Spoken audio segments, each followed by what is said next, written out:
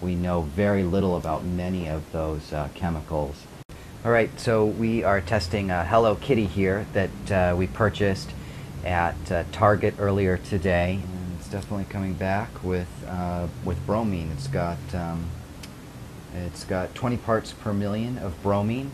Right now, there's no real safe standard that's been set on how much bromine should be in a product, but we do know that it's a chemical that damages the nervous system. It's been linked to thyroid disease, to liver damage, and clearly it's a chemical that you wouldn't want to see contained in a children's toy.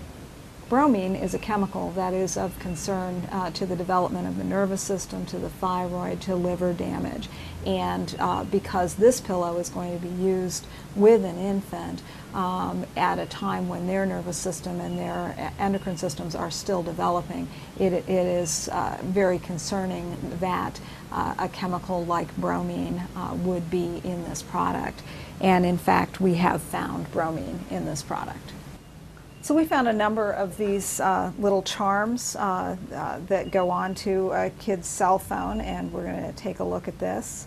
And it comes out at more than 2,000 parts per billion lead content. A lot of metal novelty jewelry has in the past tested positive for the presence of lead. We need to be able to make sure that we get chemicals that we know are dangerous, like bromine, and this actual phone right here actually has 23 parts per million of bromine in it. We know that that is damaging to children's nervous systems. It is particularly damaging to children because their nervous systems are still developing. But as I mentioned, there are lots of other types of toxic chemicals out there that we know very little about. We don't know what their health effects are, whether they're dangerous, whether they're safe, and we need to change chemical policy so that we don't end up with chemicals in the marketplace that we know nothing about. We need to make sure that they're safe before they end up in the marketplace.